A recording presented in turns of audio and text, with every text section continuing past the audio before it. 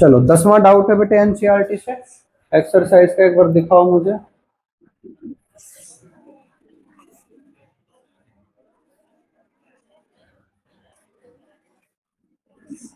10th question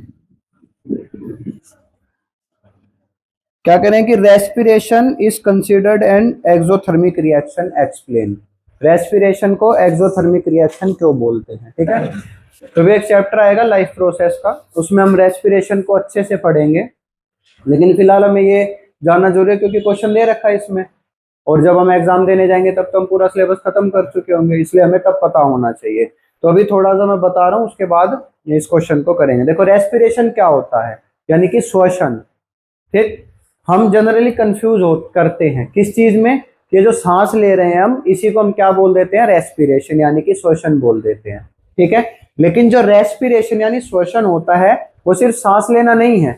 सांस लेने की इंग्लिश तो ब्रीदिंग होती है, क्या होती है, और हिंदी में सांस लेना बोलते हैं उसे। श्वसन क्या होता है, जब हम सांस अंदर लेते हैं तो हवा अंदर जाती है, ठीक है, सारी गैसें होती है, हमें सारी गैस अंदर जाती हैं, अंदर जाके जो ऑक्सीजन है, क्या है, ऑक्सीजन, वो ब्लड में मिलके पूरी बॉडी में सर्कुलेट होती है, घूमती है ना। तो सेल क्या करती हैं, सेल उस ऑक्सीजन का इस्तेमाल करती हैं। जो खाना हमने खाया है, जो खाना डाइजेस्ट हुआ है, उस खाने से एनर्जी को रिलीज करने के लिए, हमें अपने डेली काम के लिए एनर्जी चाहिए, क्या, चलने फिरने, उठने बैठने, पढ़ने लिखने, हर चीज के लिए, खेलने कूदने के लिए एनर्जी चाहिए हमें।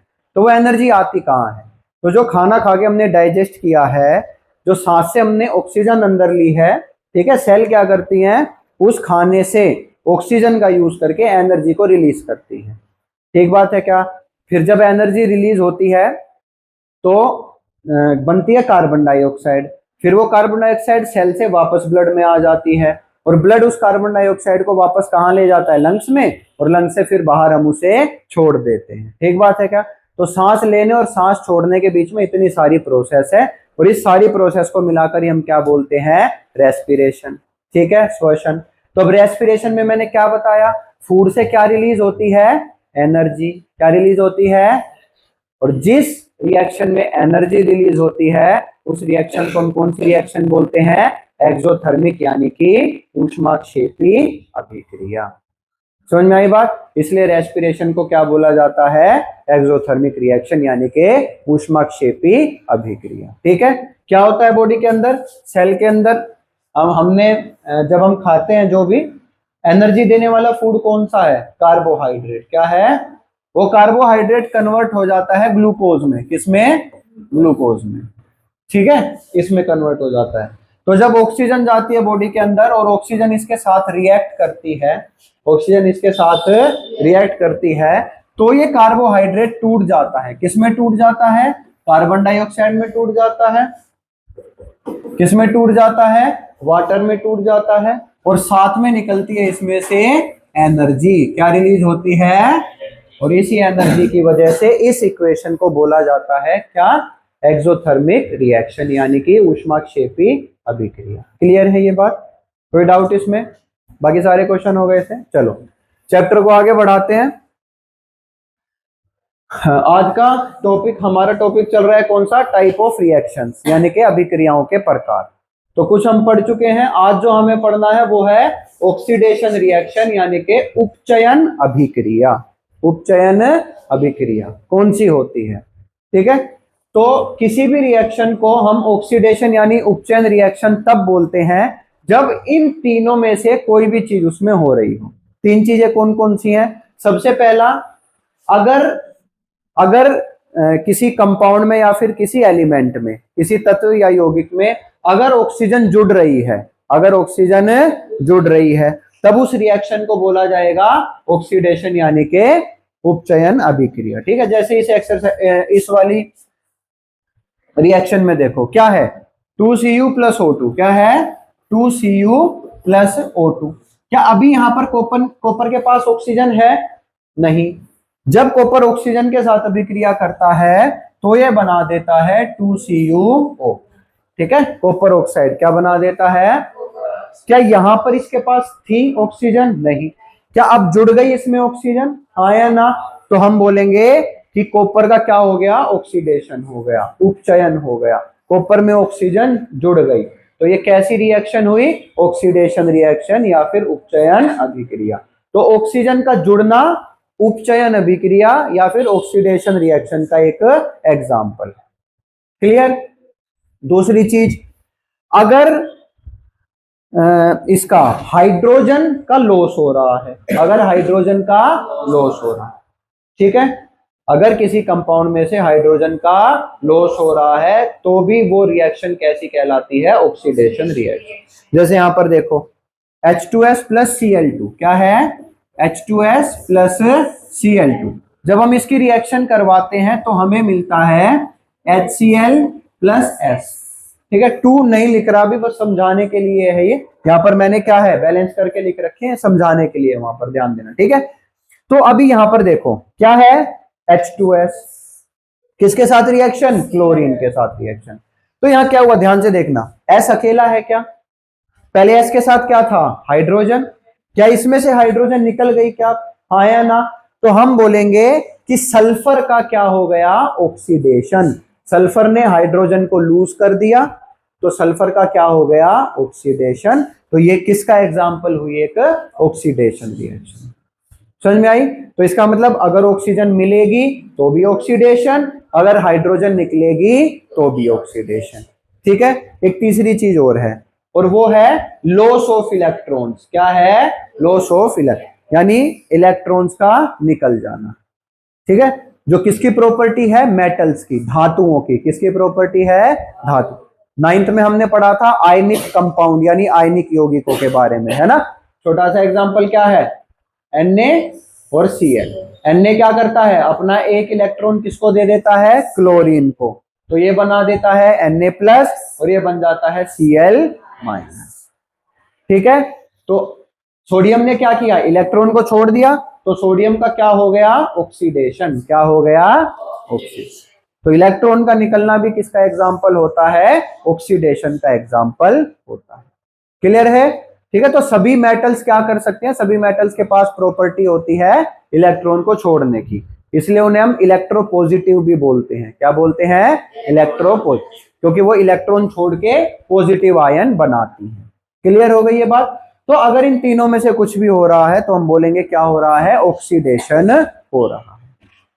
नहीं समझ आई बात, पक्की बात है। एग्जाम्पल याद रहेंगे, ऑक्सीजन का जुड़ना, हाइड्रोजन का निकलना और इलेक्ट्रॉन का निकलना, ये तीनों ही क्या होते हैं, ऑक्सीडेशन के एग्जाम्पल होते हैं। क्लियर है ये बात। चलो अब इसका उल्टा भी होगा यानी कुछ। ठीक है, तो जो इसका उल्टी रिएक्शंस होती हैं, इसकी अपोजिट रिएक्शंस होती हैं, उन्हें हम क्या बोलते हैं, रिडक्शन रिएक्शंस या फिर अपचयन अभिक्रिया। अपचयन अभिक्रिया उल्टा है, बिल्कुल इससे बिल्कुल उल्टा। ठीक है, तो इसमें भी 3 चीजें चेक करनी है हमें। पहला, अगर ऑक्सीजन निकल रही है, अगर ऑक्सीजन निकल रही है तो हम क्या बोलेंगे, रिडक्शन हो रहा है, यानी कि अपचयन हो रहा है। जैसे यहां पर देखो, कॉपर ऑक्साइड की किसके साथ रिएक्शन, हाइड्रोजन के साथ। ठीक है, तो जब कॉपर ऑक्साइड की हाइड्रोजन के साथ रिएक्शन कराई तो हमने देखा कि कॉपर में से क्या हुआ, ऑक्सीजन निकल गई। पहले क्या था, कॉपर ऑक्साइड, अब क्या रह गया, कॉपर, निकल गई क्या ऑक्सीजन, तो कॉपर का क्या हो गया, रिडक्शन। क्या हो गया, रिडक्शन। ठीक बात है, कोई डाउट इसमें नहीं। चलो आगे, या तो ऑक्सीजन निकल जाए या फिर हाइड्रोजन जुड़ जाए, उससे बिल्कुल उल्टा, या फिर हाइड्रोजन जुड़ जाए। ठीक बात है, जैसे एग्जांपल CH2 प्लस H2। ठीक है, तो देखो यहाँ क्या है, H2 है ना, तो एक एक हाइड्रोजन, एक यहाँ जुड़ जाएगी, एक यहाँ जुड़ जाएगी, क्या बन जाएगा, CH3।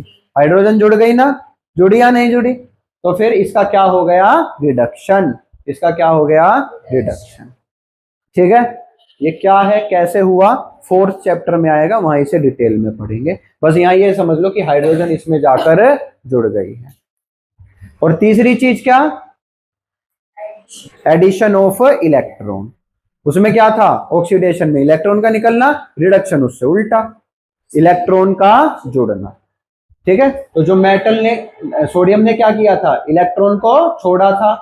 इलेक्ट्रॉन को वो किसने लिया था, क्लोरीन ने। किसने, तो क्लोरीन में इलेक्ट्रॉन जुड़ गया था ना, तो क्लोरीन का क्या हो गया, रिडक्शन। क्लोरीन का क्या हो गया, वेरी गुड। ठीक है, समझ में आई क्या बात, पक्का ना, कोई डाउट नहीं इसमें। ठीक है, वेरी गुड।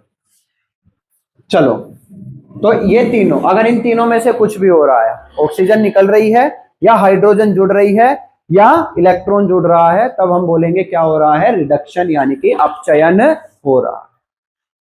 ठीक है, अब ये नोट करके यहां लिखा हुआ है मैंने, क्या है उस चीज को समझ लो। ठीक है, एक एग्जांपल से समझते हैं। जैसे देखो यहां पर, पहले इसमें देखते हैं, 2Cu + O2 से क्या बना, 2CuO। ठीक है, हमें 4 टर्म देखनी है यहां पर। क्या देखनी है, 4 टर्म देखनी है। कौन कौन सी टर्म है वो,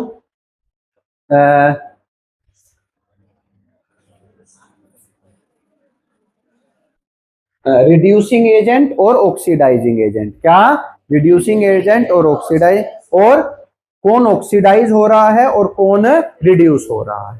ठीक है, ये पेपर में कई बार पूछ लिया जाता है, सीधा लिखा जाता है, एक इक्वेशन लिख देंगे, बोलेंगे इसमें कौन ऑक्सीडाइज हुआ है, बोलेंगे इसमें कौन रिड्यूस हुआ है, कौन उपचयित हुआ है या कौन अपचयित हुआ, और कौन इसमें रिड्यूसिंग एजेंट है, कौन इसमें ऑक्सीडाइज। तो ऐसे पूछ लिया जाता है एमसीक्यू में। ठीक बात है, तो हम इनको क्लियरली समझते हैं पहले होती क्या है। जैसे मैंने इक्वेशन लिख दी, 2Cu + O2 से क्या बना, 2Cu। ठीक बात है, तो बताओ ऑक्सीजन किसमें जुड़ी है, कॉपर में। किसमें जुड़ी है, तो कॉपर हुआ है बेटे ऑक्सीडाइज। क्या हुआ है, ऑक्सीडाइज।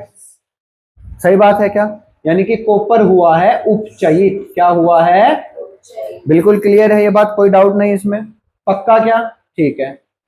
उसके बाद आओ, इसको ऑक्सीजन दी किसने, कौन है इसके साथ ऑक्सीजन देने वाला, ऑक्सीजन ही तो है, O2 ही तो है भाई। इसको ऑक्सीजन दी किसने, O2 ने। तो O2 ने क्या किया, इसको ऑक्सीडाइज किया है ना, O2 ने ऑक्सीजन देके इसको क्या किया है, ऑक्सीडाइज किया है, क्या उपचयित किया है क्या, इसलिए O2 हो जाएगा ऑक्सीडाइजिंग एजेंट। क्या हो जाएगा, ऑक्सीडाइजिंग एजेंट, यानी कि उपचयन कारक। क्या हो जाएगा, उपचयन कारक। ठीक बात है, पहली लाइन यही लिखी है। इधर भी नोट था क्या, नहीं, पहली लाइन यही लिखी है। ठीक बात है, उपचायक कहते हैं। ठीक है, इस पर लेना, यहाँ पर नोट में मैंने डाल रखा है, ये है उसका एक्सप्लेनेशन। ठीक है, अब ये तो किसका हो गया, ऑक्सीडाइज होना और ऑक्सीडाइजिंग एजेंट का होना। ठीक है, अब ऐसी रिडक्शन का भी कुछ होगा क्या रिडक्शन का, अब रिडक्शन का देख लेते हैं। तो ये वाली इक्वेशन लेते हैं, कौन सी, CuO + H2 से बना Cu + H2O।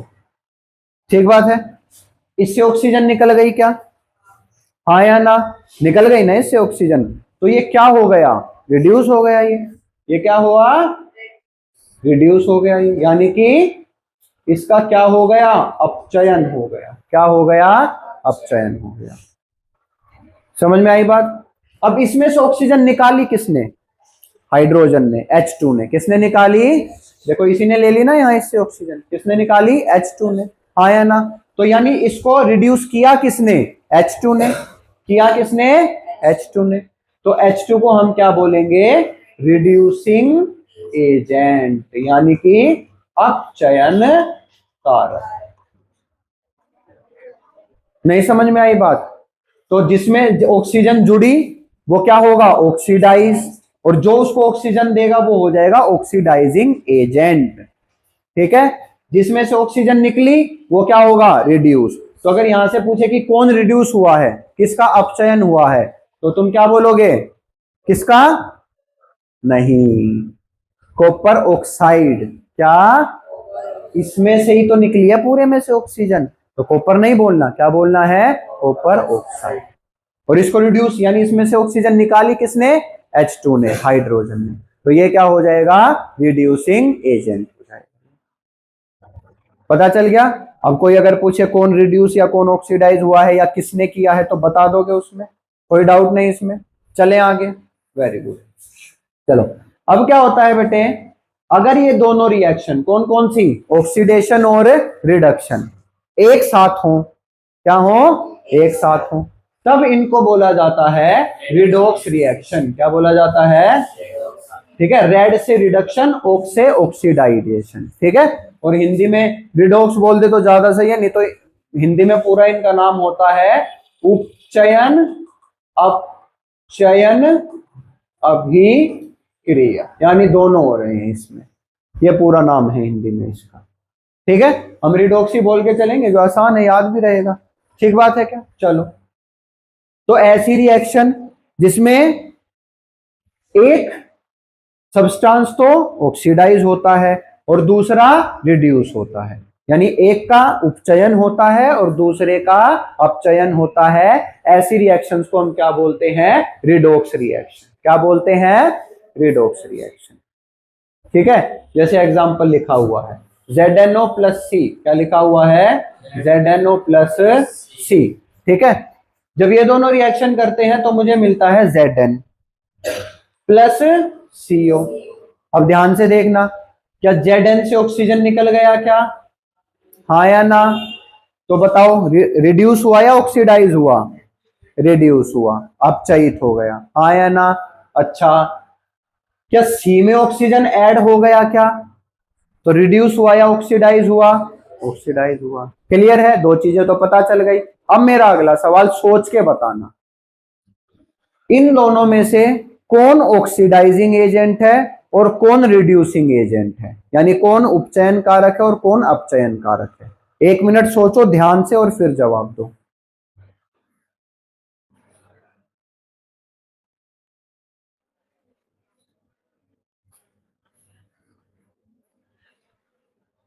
ऑक्सीडाइजिंग एजेंट है ZnO और रिड्यूसिंग एजेंट है CO। वेरी गुड, सही है ना, सही है ना। ऑक्सीडाइजिंग एजेंट यानी उपचयन कारक, यानी जो दूसरे को उपचयित कर रहा है, यानी उसे ऑक्सीजन दे रहा है, ठीक बात है। तो इनमें से ऑक्सीजन किसके पास है, ZnO के पास, उसने क्या किया, सी को दे दिया, सही बात है क्या। तो इसने ऑक्सीजन सी को दिया, खुद तो रिड्यूस हो गया है ना, और इसको क्या कर दिया, ऑक्सीडाइज कर दिया, क्या कर दिया, ठीक बात है। और इसने कार्बन ने क्या किया, इससे ऑक्सीजन ले ली, इससे ऑक्सीजन, यानी इसको रिड्यूस कर दिया ना, तो ये रिड्यूसिंग एजेंट यानी के अपचयन कारक बन गया, ठीक है। बस ऐसे सोचना है, कौन ऑक्सीजन निकाल रहा है, वो रिड्यूस कर रहा है ना, तो रिड्यूसिंग एजेंट।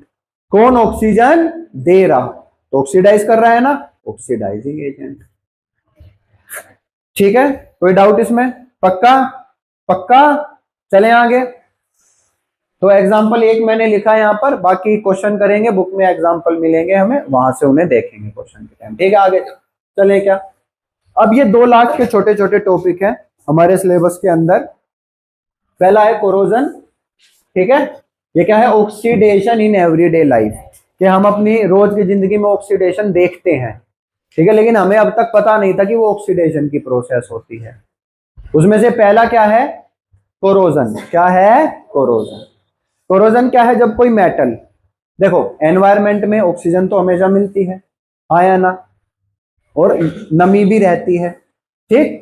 तो जब कोई मेटल हवा में मौजूद, किसके साथ, ऑक्सीजन के साथ या फिर वाटर वेपर के साथ रिएक्शन करती है, क्या करती है, तो वो ऑक्साइड बनाती है। क्या बनाती है, ऑक्साइड बनाने का मतलब क्या है, ऑक्सीजन जुड़ गई, क्या, ऑक्साइड बनाने का मतलब क्या है, ऑक्सीजन जुड़ गई, क्लियर। तो इसका मतलब क्या हो गया, ऑक्सीडेशन हो गया, ठीक है। तो कोरोजन क्या है, ये नेचुरल प्रोसेस है, ग्रेजुअल। देखो इसका सबसे बढ़िया एग्जांपल है लोहे पे जंग लगना, क्या होना, लोहे पे जंग, ठीक है। अगर हम लोहे की चीज पे पेंट या ग्रीस वगैरह ना लगाए, तो जैसे कोई लोहा बाहर पड़ा है, हमने इस्तेमाल नहीं किया, सरिये वगैरह पड़े रहते हैं ना बाहर, हम देखते हैं थोड़े दिन के बाद उनके ऊपर क्या आ गई, एक ब्राउन कलर की परत आ जाती है लोहे के ऊपर, है ना, वो क्या है, आयरन ऑक्साइड। क्या है वो, जो लोहा रहता है वो हवा में मौजूद किसके साथ, ऑक्सीजन और वाटर वेपर के साथ रिएक्शन करता है और आयरन ऑक्साइड बना देता है, ठीक है। अब वो आयरन ऑक्साइड बन गया तो लोहा क्या हो गया, कमजोर हो गया, क्योंकि कुछ लोहा किस में बदल गया, ऑक्साइड में। ठीक है, तो ये क्या है, ग्रेजुअल डिस्ट्रक्शन, यानी कि मेटल क्या होता रहता है, धीरे धीरे डिस्ट्रक्ट होता रहता है। जब कोई मेटल किसमें, एनवायरमेंट में मौजूद किसी भी केमिकल के मतलब इनके ऑक्सीजन, मॉइस्चर या एसिड के साथ केमिकल रिएक्शन करती है तो उनमें क्या ऐड हो जाती है, ऑक्सीजन, ऑक्साइड बना देती है। क्या बना देती है, ऑक्साइड बना देती है। तो इससे मेटल क्या हो जाती है, वीक हो जाती है, अनवांटेड कंपाउंड बनते हैं, जैसे ऑक्साइड, हाइड्रोक्साइड या फिर सल्फाइड्स। ठीक है, हम तो क्योंकि ऑक्सीडेशन का पढ़ रहे हैं डेली लाइफ में, तो ऑक्सीडेशन में ज्यादातर ऑक्साइड बनता है, जिसमें सबसे बढ़िया एग्जांपल क्या है, हमारा लोहे पर जंग लगना। ठीक है, ये तो मेटल इसमें मौजूद, किसमें मौजूद, एनवायरनमेंट में मौजूद, और दूसरी चीजों के साथ भी रिएक्शन करती है। जैसे यहाँ पर लिखा हुआ है कि हाइड्रोक्साइड भी बनाती है और सल्फाइड भी बनाती है। जैसे चांदी की चीज कोई पहनते हो, वो काली हो जाती है ना, वो सिल्वर सल्फाइड की वजह से होती है। किसकी वजह से होती है, सिल्वर ऑक्सीजन के साथ नहीं, बल्कि किसके साथ रिएक्शन करता है, सल्फर के साथ, और सल्फाइड बना देता है। ठीक बात है, इसी प्रोसेस को कोरोजन कहते हैं। जब मेटल एनवायरनमेंट में मौजूद किसी भी दूसरे एलिमेंट या कंपाउंड के साथ रिएक्शन करता है और इनमें से कुछ भी बना देता है, तो उस प्रोसेस को कोरोजन कहा जाता है। ये कोरोजन क्या करता है, मेटल को खराब कर देता है, मेटल को वीक कर देता है। ठीक है ना, जैसे पुल वगैरह बनते हैं, मान लो लोहे के पुल बने और उस पर जंग लगा, अब वो क्या होता है, जंग तो उतर जाता है ना, उंगली से ऐसे करते हैं, तो मान लो वो धीरे धीरे पूरे लोहे में ही जंग लग गया। अब क्या लोहे को हम उंगली से खुरच सकते हैं, नहीं खुरच सकते, लेकिन हम जंग को तो खुरच सकते हैं। यानी जंग देख लो कितना क्या होता है, वीक होता है। तो अगर पूरे ही उसमें जंग लग गया लोहे में, तो क्या होगा, पुल बैठ जाएगा। तो इसलिए कोरोजन क्या है, हानिकारक भी है हमारे लिए। ठीक बात है क्या। तो क्या करना है, हमें बचाना है मेटल्स को, इससे क्या करना है, तो इसकी टेक्निक हम 8th से पढ़ते आ रहे हैं, पढ़ा था ना 8th में, जंग लगने से कैसे बचाएं। ठीक है, हाँ, बस ये सारे हैं, पेंट कर दो, ऑयल कर दो या ग्रीज लगा दो उन पे। दूसरा क्या है, गैल्वेनाइजेशन, है ना। देखो याद करो, इलेक्ट्रोप्लेटिंग 8th क्लास, है ना, इलेक्ट्रोप्लेटिंग पढ़ा था 8th क्लास में, जब चम्मच के ऊपर कॉपर चढ़ाया था हमने। बस ऐसे ही मेटल के ऊपर किसकी परत चढ़ा देते हैं, जिंक की परत चढ़ा देते हैं। किसकी, जिंक। ठीक है, मेटल जैसे लोहे वगैरह के ऊपर। अब जिंक क्या है, लोहे से ज्यादा रिएक्टिव है। ठीक है, तो वो लोहे को रिएक्ट नहीं करने देता पानी वानी के साथ, इन चीजों के साथ, मतलब वाटर वेपर, ऑक्सीजन, वो खुद रिएक्ट कर लेता है और लोहा बचा रह जाता है। ठीक है, तो गैल्वेनाइजेशन का मतलब क्या है, जिंक की लेयर चढ़ाना, जिंक की परत चढ़ाना। और क्या है, अलोइंग। अलोय क्या होता है, मिश्र धातु, यानी जब दो या उससे ज्यादा धातु या धातुओं को आपस में मिला देते हैं। ठीक है, दो या उससे ज्यादा मेटल और नॉन मेटल को आपस में मिला देते हैं, तो वो अलोय बन जाता है। जैसे गाड़ियों के पहिए होते हैं, क्या अलोय व्हील बोलते हैं ना हम उसे, क्यों, क्योंकि वो किसी एक मेटल से नहीं बनते। ठीक है, वो दो या उससे ज्यादा मेटल्स को आपस में मिलाने से बनते हैं। ठीक है, उससे क्या होता है, अलोइंग करने से कोरोजन, जो कोरोजन की संभावना है वो खत्म हो जाती है। ठीक है, उसके बाद क्या कर दो, एनोडाइजिंग। क्या कर दो, क्या है anodizing, electrochemical process that forms a thick protective and corrosion resistant oxide coating on aluminium. किसके लिए है ये, एल्यूमिनियम। एल्यूमिनियम को एनोडाइज करेंगे हम, तो क्या करेगा वो, एल्यूमिनियम के ऊपर पहले से ही एक ऑक्साइड की लेयर चढ़ा देगा। क्या करेगा, पहले से ही ऑक्साइड की लेयर चढ़ा देगा, जिससे अंदर का एल्यूमिनियम बच जाए। बाहर परत चढ़ गई पहले ही, तो अब अंदर वाला एल्यूमिनियम तो बाहर कांटेक्ट में नहीं है, हवा पानी के साथ नहीं है ना, तो अंदर वाला एल्यूमिनियम क्या रहेगा, बचा रहेगा। ठीक है, जैसे मान लो ये एल्यूमिनियम है, ये एल्यूमिनियम की रोड है मेरे पास। ठीक है, मैंने इसको एनोडाइज कर दिया, क्या करा, इसके ऊपर यहाँ पहले ही क्या चढ़ा दी, एक परत चढ़ा दी, किसकी, ऑक्साइड की। तो अब ना तो अंदर हवा जा सकती ना पानी, तो अंदर वाले एल्यूमिनियम क्या हो गया, सेफ हो गया। ठीक है, इसको बोला जाता है एनोडाइजिंग। क्या बोला जाता है, या फिर अगला है क्रोम प्लेटिंग। क्रोमियम की परत चढ़ा देते हैं, जैसे साइकिल वगैरह होती है, साइकिल के हैंडल देखे ना कितने चमकदार होते हैं, उनके ऊपर किसकी परत चढ़ी होती है, क्रोमियम की परत चढ़ी होती है। ठीक है, जैसे जिंक की लेयर चढ़ाते हैं, ऐसे ही क्रोमियम के भी, इलेक्ट्रोप्लेटिंग से। ठीक है, अब ये अलोइंग का मतलब समझ गए ना, ये कुछ 4 मैंने इंपॉर्टेंट अलोई लिख रखे हैं जो पेपर में पूछ लिए जाते हैं कि ये किस किस से मिलके बने हैं, तो ये तुम्हें याद रखना है। जैसे स्टील है, किससे बनता है? आयरन और कार्बन। जंग नहीं लगता ना।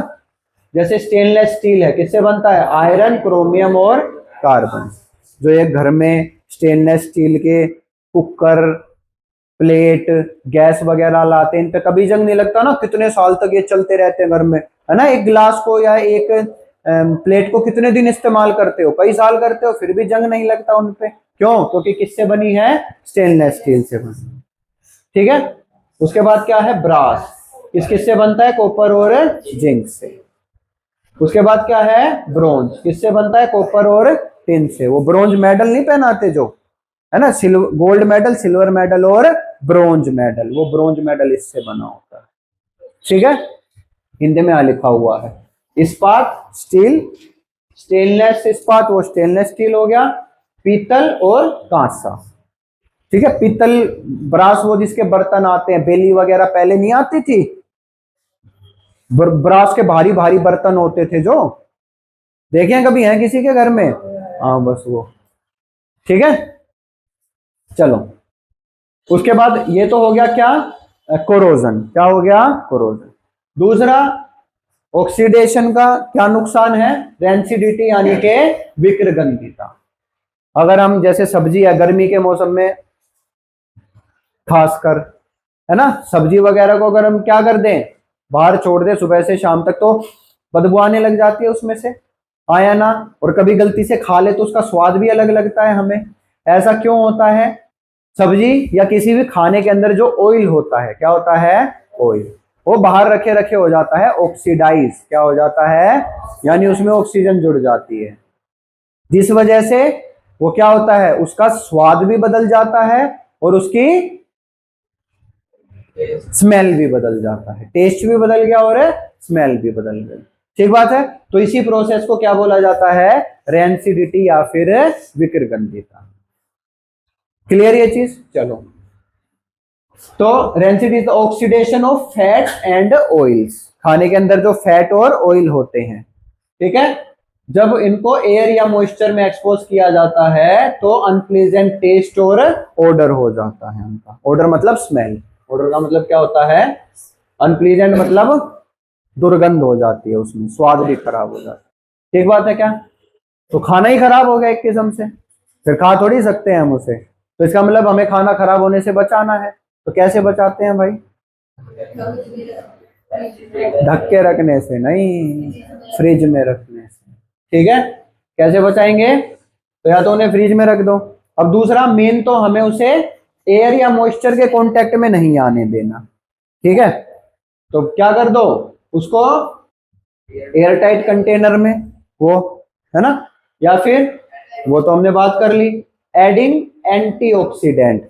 जो बाहर से लेके आते हैं खाना, उसके पीछे लिखा रहता है ना इसमें क्या क्या है ना। प्रिजर्वेटिव होते हैं जो खाने को बहुत दिन तक खराब नहीं। दूसरे होते हैं एंटीऑक्सीडेंट, यानी जो फैट को ऑक्सीडाइज नहीं होने देते। ठीक है, उसमें ऑक्सीजन जुड़ने से रोकते हैं, उनको एंटीऑक्सीडेंट बोलते हैं। क्या बोलते हैं उनको? एंटीऑक्सीडेंट बोलते हैं। ठीक है।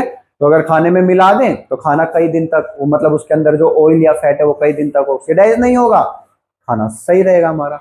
या फिर क्या है? Flushing nitrogen into packages. जैसे चिप्स वगैरह हैं तो उनको, उनके अंदर हवा भरी रहती है ना, है ना। हवा नहीं होती, वो नाइट्रोजन होती है। क्या होती है? अब खाने को खराब होने के लिए किससे बचाना है? एयर। एयर मतलब किससे? ऑक्सीजन से। किससे बचाना है? ऑक्सीजन से बचाना है, क्योंकि वही तो ऑक्सीडाइज करेगी। तो ऑक्सीजन से बचा लिया तो खाना बच जाएगा। इसलिए चिप्स के पैकेटों में या कुरकुरे फुरकुरे जो आते हैं, फूले रहते हैं ये, इनमें ऑक्सीजन भर दी जाती है। अब ऑक्सीजन मतलब नाइट्रोजन भर दी जाती है, सॉरी, नाइट्रोजन भर दी जाती है। अब ऑक्सीजन होएगी नहीं तो ऑक्सीडेशन कैसे होगा? इसलिए खाना कई दिन तक चल जाता है उसमें। ठीक बात है क्या? तो ये सब तरीके हैं जिससे हम रेंसिडिटी यानी विकृगंधिता को रोक सकते हैं। क्लियर हो गई ये बात? ठीक है। तो बस ये चैप्टर एंड हो गया हमारा। यहां तक किसी को कोई डाउट है क्या? पक्का? चलो, अब जितने क्वेश्चन बचे हुए हैं एक्सरसाइज के वो करके लाने हैं। ठीक है। उसके बाद कुछ जो इंपॉर्टेंट क्वेश्चन होंगे कल हम उनको डिस्कस करेंगे, और उसके बाद हम इसके जो इन टेक्स्ट क्वेश्चन है वो कल बैठ के यहीं पर करेंगे। ठीक है, आज के लिए इतना, मिलेंगे अगली क्लास में।